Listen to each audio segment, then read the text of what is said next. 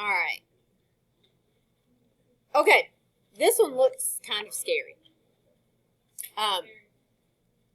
But it is not nearly as scary as it looks. So, for this problem, I'm going to actually do this problem twice to show you that you can do these different ways. So, typically, I would tell students to work on the most complicated side first. So, you may have different opinions on which side is the most complicated side here, because this one definitely looks crazier, but this side does not have sines and cosines. It has secants and cosecants, and we usually like to change those to sines and cosines.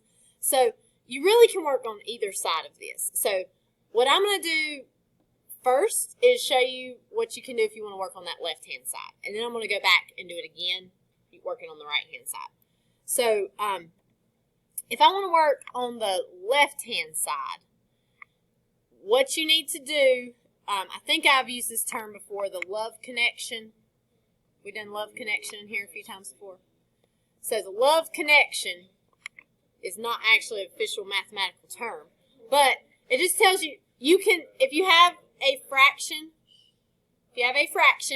you can divide both terms in the numerator by that denominator. So that would look like this: 7 sine x over sine x cosine x plus 5 cosine x over sine x cosine x.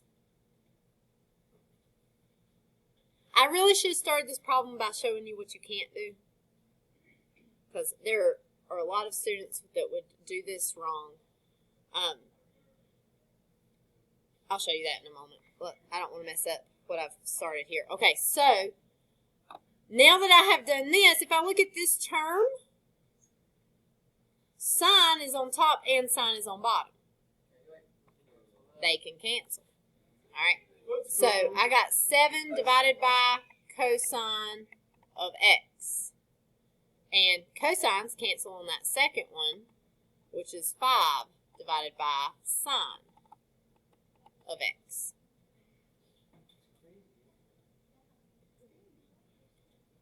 Now, I can live with it if you don't show this next step I'm about to show. But I've got 7 over cosine x. That's like 7 times 1 over cosine x. And this 5 times 1 over sine x. Right? I can live with it if you don't show that step. Because when you see that you've got a cosine in the bottom, if you want to move that up so you don't have anything in the bottom anymore, right? This is like having a 1 over cosine x, and what is 1 over cosine x? Secant. So that's 7 secant x and 5 cosecant x, which matches.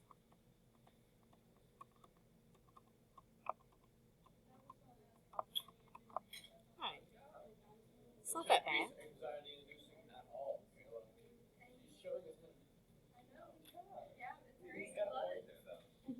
All right. Questions?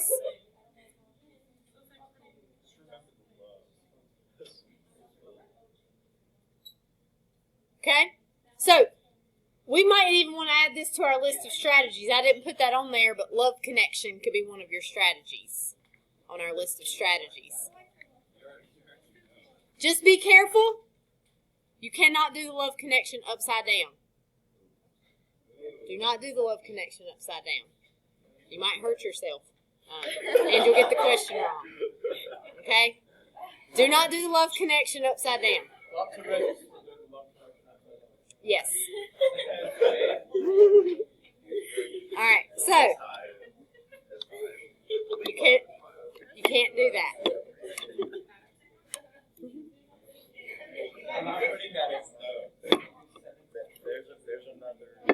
Yeah. Yeah. Yeah. All right. Yeah. Okay. All right. So I'm gonna back up. I'm gonna do this problem again. This is done. This is correct. You could go on. I just want to show you there's more than one way to do the problem. So I'm going to erase this and go back and do it again. Yeah. And I'm going to show you what I should have shown you from the beginning, what you cannot do. A lot of students want to do this. So they see a sign here. They see a sign in the bottom. They just go start marking those babies out. And they say, oh, look, cosine, cosine. Gone. 7 plus 5 is 12. That does not work. Why can you not do that, though? You got a sign in top and sign in bottom. I canceled it when I did it the right way. Why can you not cancel those top and bottom? On the other one, I only had multiplication between the things I was canceling. This plus sign right here makes where you cannot cancel. Okay, so before you can cancel things, all the pieces have to be multiplied together. If you have a plus or a minus sign, you cannot cancel. So if that plus sign was like they just stuck with 7 sin x plus 5. Yes. Then you could cancel, but then you get 35 because it'd be 7 times 5. But yeah. So if all of it was multiplied together, you could cancel top and bottom. But it is not. So do not do that. That is also off limits. All right. So let me show you how to do this on the other side. So it is okay with me. Secant is 1 over cosine. It is okay with me if you just go to this 7 over cosine of x. If you want to write the step where you write this as 1 over cosine x, you can. But then that's like a 7 over 1. You just multiply across, you get 7 over cosine. So if you got a secant in the numerator, you can just change it to cosine to move it to the bottom. And then that means this is 5 over sine of x. And so if I'm trying to get this side to match the other side, I want there to be a common denominator, right?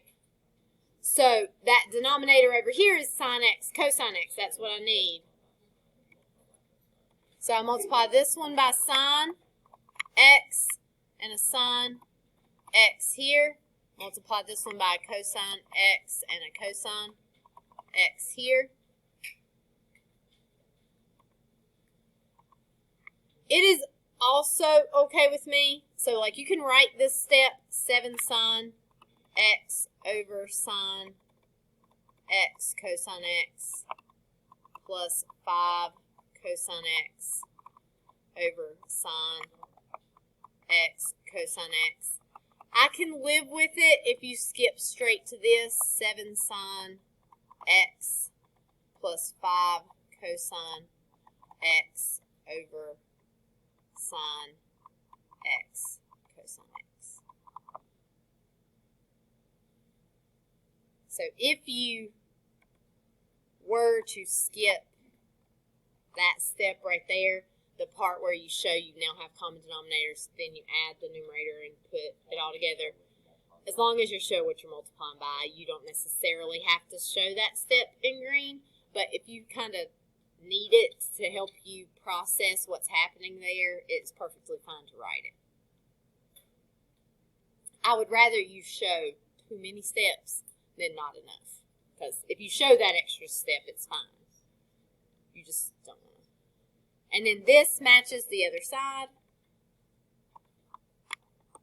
So 7 sine x plus 5 cosine x over sine x cosine x equals, so you got that one right. So you can work on either side. I wouldn't really even necessarily say one is easier than the other. They're both pretty, it's kind of whatever you see whenever you look at it. Sometimes you may look at it and see how to do it one way, whereas somebody else might look at it and something else pop out at them. So either is fine. Okay, questions on that one?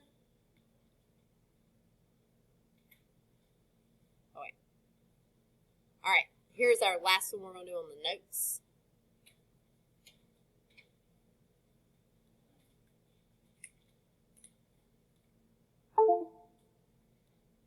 All right, so I've got sine A over cosecant A plus cosine A over secant A equals 1.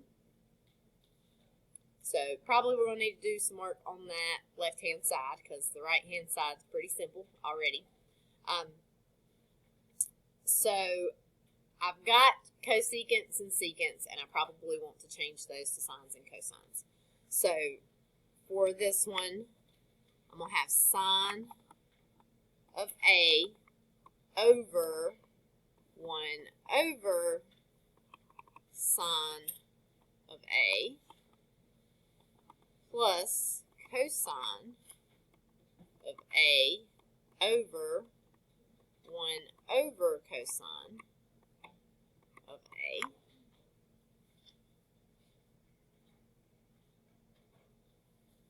and if you're kind of looking ahead, you may see what's happening here. Complex fractions I don't really like, but I could just do on this dividing fractions as easy as pie. Flip the second and multiply.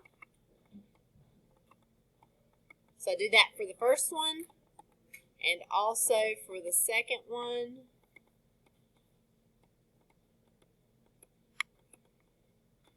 Here you guys starting to see where this is going.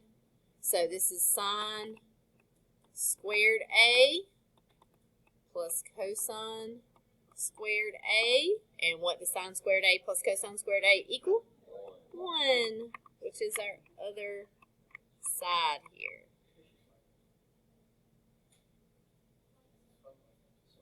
Whenever we write out our steps, do you want us to write like all that out separately, or if we have instructions, we just do like one class? I want it separate. That's a good question. So,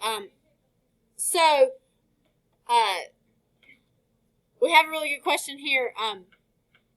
If I have like these steps right here, a lot of you might be accustomed to doing like this, where you like maybe mark that out and just do times cosine A over 1. I do not want you to do that here, because you need to show each step being equivalent. So with this still being over 1 over cosine A, I realize you have marked it out, but like it's not really equivalent because you're kind of shortcutting that. So write it as a separate step on these. Again, there might be a few things that I can live with, but to be safe, if you're questioning it, just write it as a separate step. It'll probably be a good idea. Mm-hmm. So like for the variables, like would it be okay for A, like if I put theta, or do you want to keep the same variable?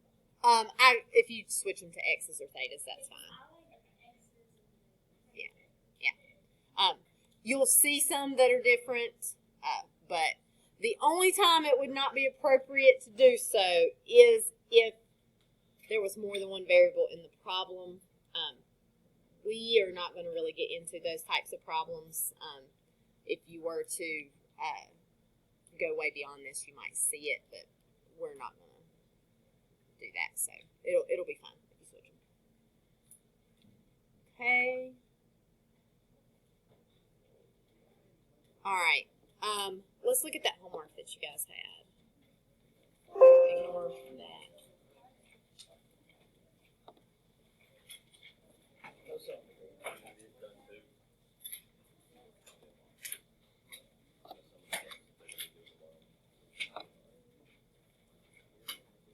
Oh, that's right. We do have a pep rally tomorrow, don't we? I forgot about that.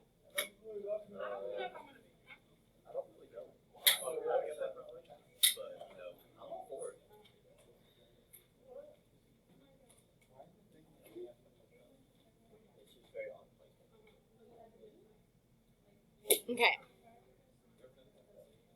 All right.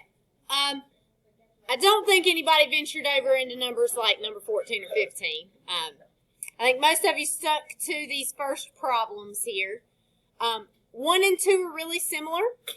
So I would like for us to do one of those. Let's do number 1. Sounds good.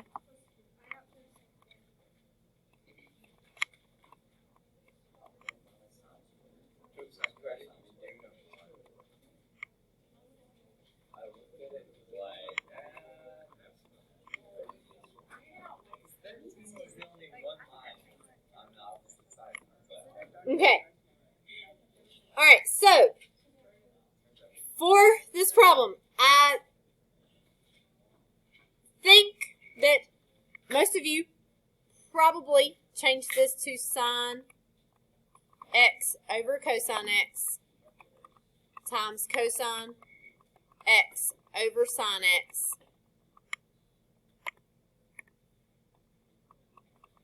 and then we'll leave the sine squared x alone. Okay? Right here we've got multiplication between these two fractions, so cosines will cancel, sines will cancel. What will I have? 1. So I got 1 minus sine squared x. All right, I'm going to show you 2 ways to do this. Valeria was asking me at the beginning of class about sort of a shortcut sort of way around this. So we did not do any problems like that yesterday. So Valeria thought to do this, but the rest of you may not have. Maybe somebody else did. So, using just the identities that I gave you yesterday, you just know, like, your reciprocals, your quotients, and then Pythagorean. So, you here have a 1. What does 1 equal to? Sine squared x plus cosine squared x, right? So, 1 could be replaced with sine squared x plus this was actually not Valeria's thought. She had a different thought, which is also good and possibly better. I'm going to show you it next. All right. So, if I do this, and I replace 1 with this sine squared x plus cosine squared x, now what's going to happen with that sine squared x and the negative sine squared x?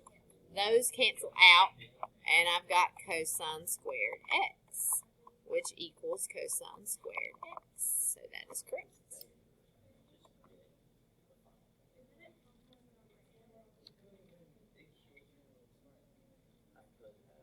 Okay? Now, I want us to back up.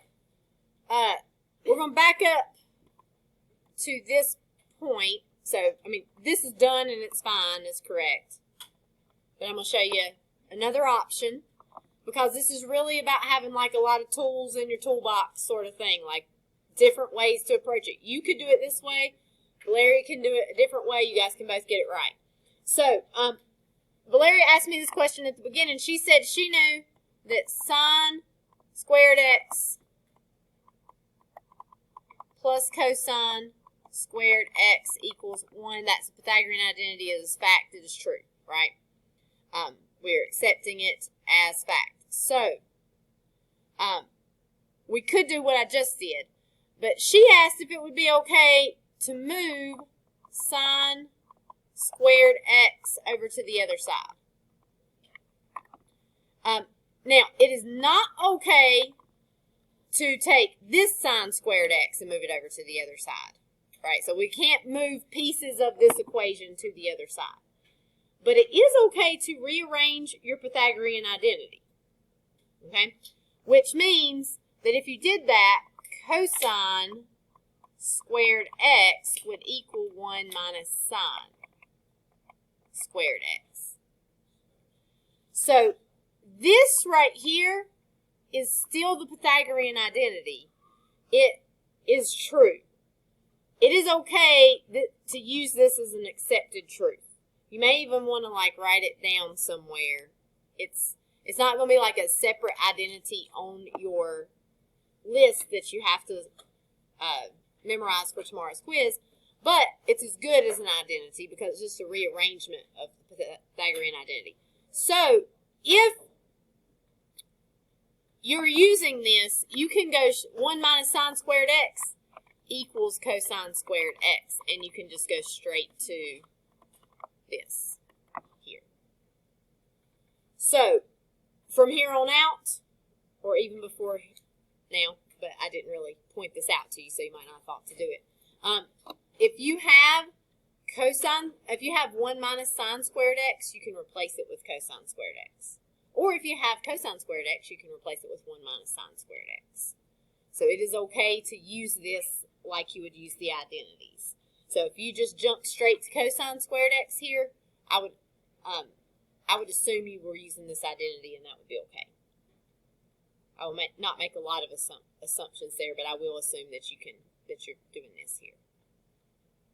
Another example, Caleb said he got to this point, right? So if he had written cosine squared x equals cosine squared x at the end, I would have assumed he knew what he was doing there. It might have been a false assumption, at least for last night's homework. Hopefully now you would know, right?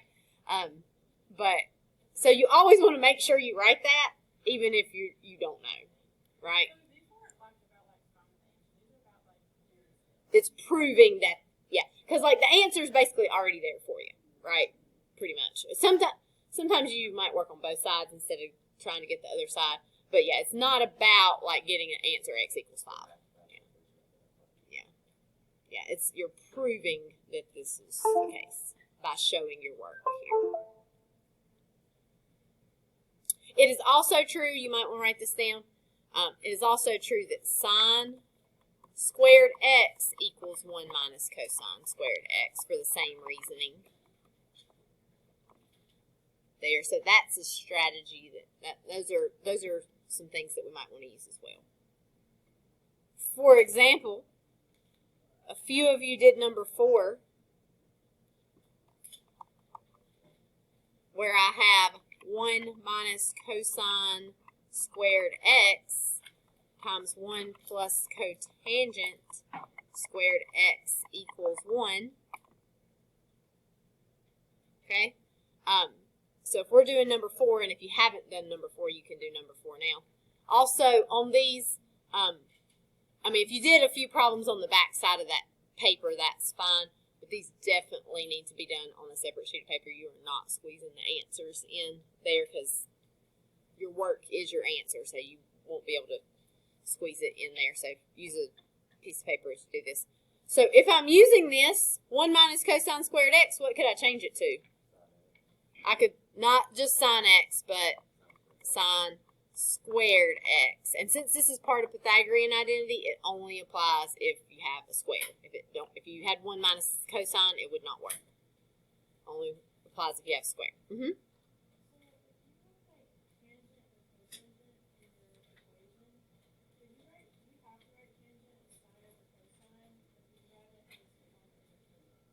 You can write it as 1 over cotangent. That is rarely helpful, but on the last problem, it would have been fine because tangent and 1 over tangent would have canceled.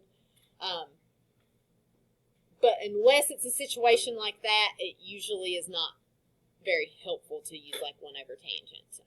It's usually more helpful to go all the way to the sines and cosines. But in that particular case, you could have done that. You could have had tangent times 1 over tangent, and then the tangents would cancel, and you'd get that 1 there. So that would have been fine there. So sine squared. Now 1 plus cotangent, that seems vaguely familiar. It is cosecant, right? That's Pythagorean identity as well. Cosecant squared x. What is cosecant? 1 over sine. Are you guys seeing it? And it is okay to apply your fractional identities, your reciprocal and quotient identities, whenever you have it to a different power. So if you got cosecant squared, that's 1 over sine squared. And here, that sine squared x right there, it's over 1. This stuff is multiplied together. What happens with our sine squareds? They cancel. 1 equals 1. That one's right. There are other ways you could do that problem. This would probably be the fastest way to do that problem. You can do like some common sine and cosine, common denominator stuff. It's much quicker to do it this way, but it can be done other ways.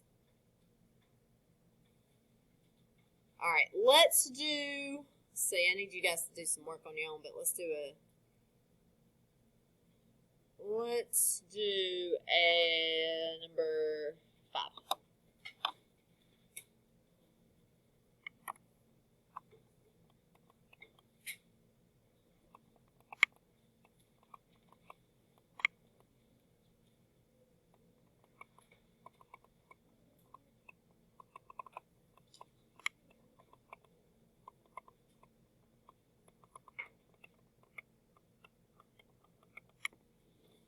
All right, there's a few ways to do this problem.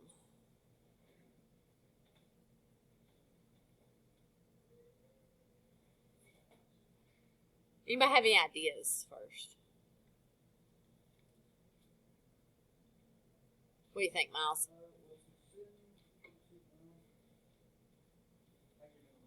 Okay.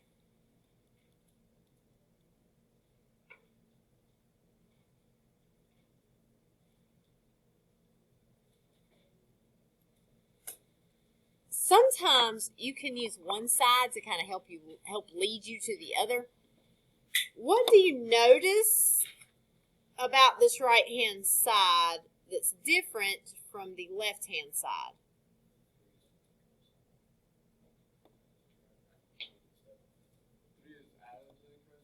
Okay. What's gone on the side? Sign's gone. What did I just tell you could replace sign with?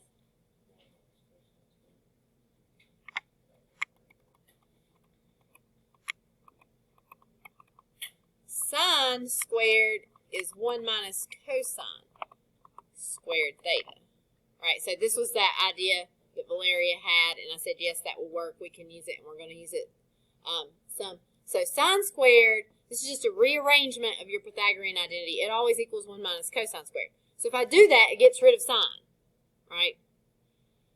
Then I could distribute my 3.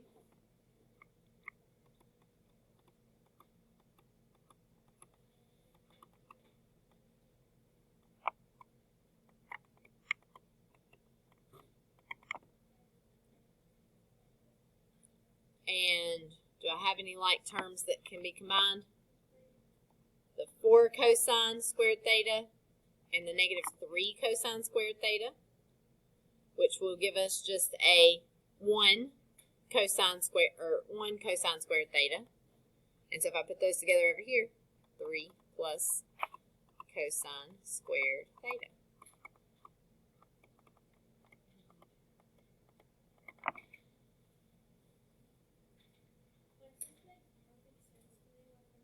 Yeah.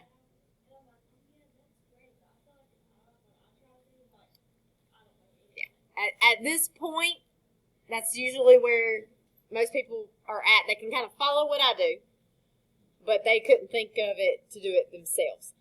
As we do more and more problems, hopefully you'll see, like for example in number 6, that you kind of have a similar. Could you try again? You kind of have a similar setup, right? You got this side has a bunch of stuff. This side, the sign's missing.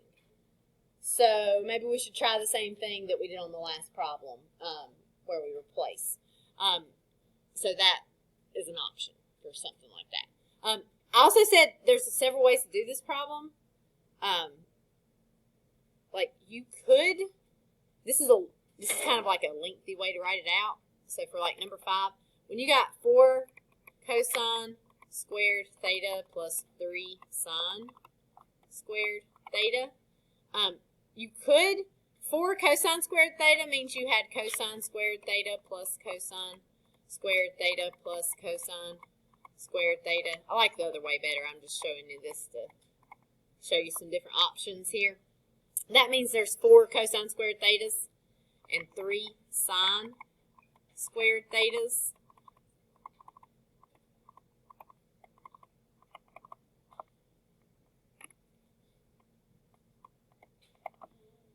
So we could kind of like group those together, right? We could put 1 sine squared plus cosine squared. What would that give us if we have a sine squared plus cosine squared?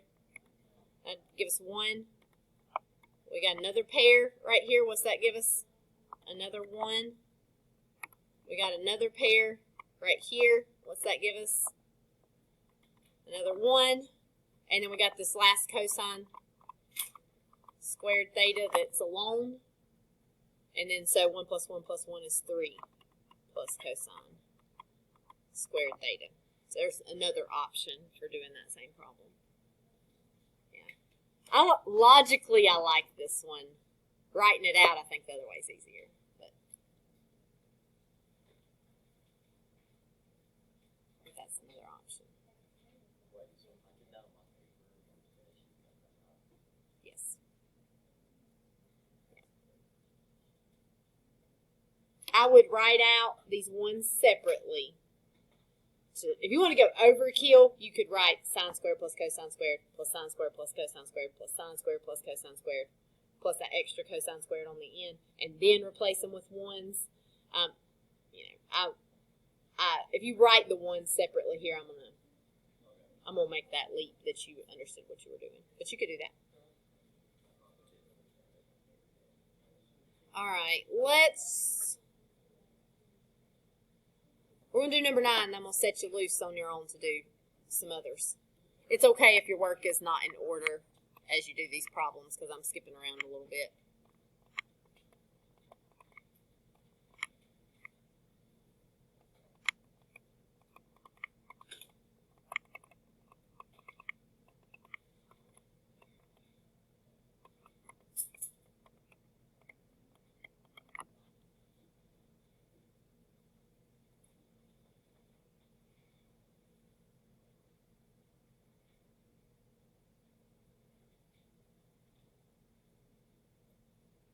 Alright. Now both sides are relatively complicated because they're both fractions. But for the left-hand side, there's not really much I could do with that, right? Because everything's already sines and cosines. I can't really get a common denominator because there's nothing added in the top. I cannot do the love connection. Because if I did the love connection, I'd have to do that upside down, right? You'd have to do this way with your heart upside down. That is a no-no. We do not want to do that. We've already discussed that. So, let's go to the right-hand side and work. You could possibly do some secant stuff, but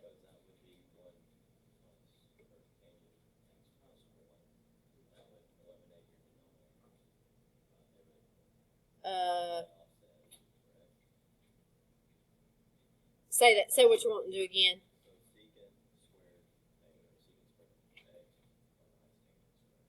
Yeah.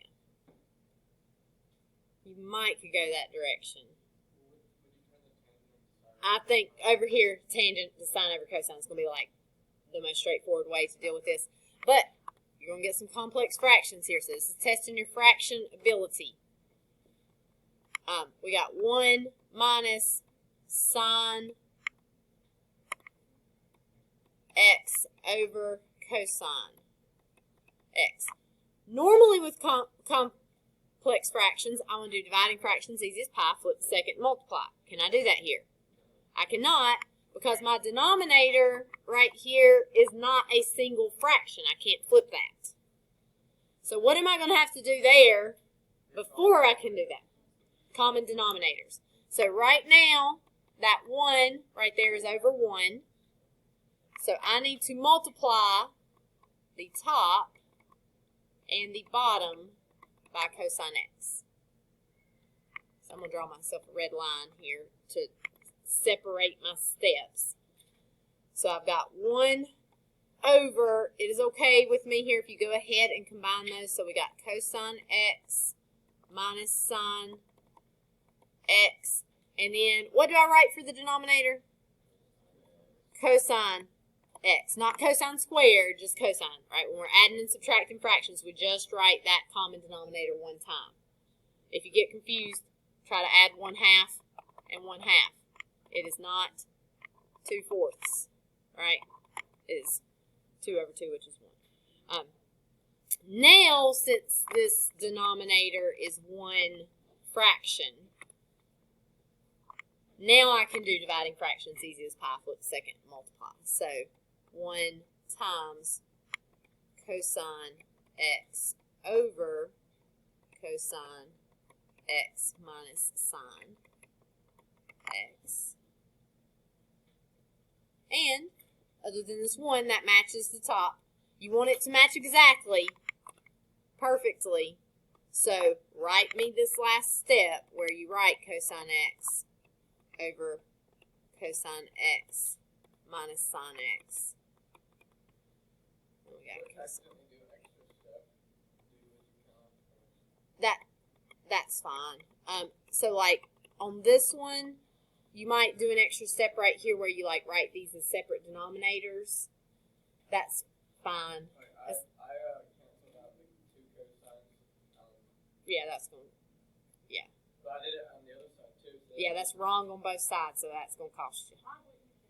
Okay, because when we're canceling, yeah, so this is, don't do this. This is a warning. Let me lock this in place. This is a warning to you. So Luke and Lily feel like they see a cosine here and a cosine here, and they could cancel them and make this like 1 over 1 minus sine x. Or possibly 1 over negative sine x, both of which would be wrong.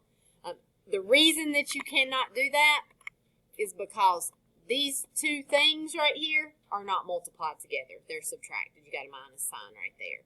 So you cannot cancel those. If it was cosine x over cosine x times sine x, you could cancel them. But it has to be multiplication between the things that you're canceling. If you see a plus or a minus sign in between what is going to be left, unless it is a completely like separate, if it is a completely separate term, then it's okay. But right here, where that's going to be left in your fraction, you cannot do that. So do not cancel that way. Every time you cancel like that, a math fairy loses their wings. And we've killed a lot of math fairies in this unit before. So, all right, questions? All right, I'm turning you loose on that worksheet. Your homework is going to be to do the rest of it, except I'm going to give you 4 skips. Okay, so out of those 18, you got to have 14 of them done by tomorrow. You may count the ones we've already done as those problems. So there can be 4 that you just have never done. So go ahead and get started on that. Right. So like if you want to do 1 through 14, that's fine. But like if you think 14 is really hard and you skip it and do 15 instead, that's okay. I need you to do something on every problem and get to the answer at the end. Now, if you are unsure about what you have done to get to that answer, so if you are not sure, if you get to like this step right here, and you're like, I have no clue what to do on this problem, then you can flag it. Flag it, leave yourself some space, and put the answers equaling each other at the bottom. So I understand you may not get every single one of these completely right, but there needs to be more than just like I wrote down the problem and wrote the 2 things are equal at the end sort of effort on it. Also, please on these, you need to work down. This is not a time to conserve paper. If you write small, that's fine as long as it's neat. If you write like Hallie Johnson or Zach Hawkins in calculus right now, they have like the neatest, tiniest handwriting. You can always read it and follow what they're doing. And they can do their homework on a half sheet of paper when it takes other people 2 sheets of paper, and it's so good. But most of the time when I see somebody with a half sheet of paper, it's because it was an awful mess and they halfway did it. So unless you're one of those really neat, tiny writers, use up some paper on this. It takes some space on these.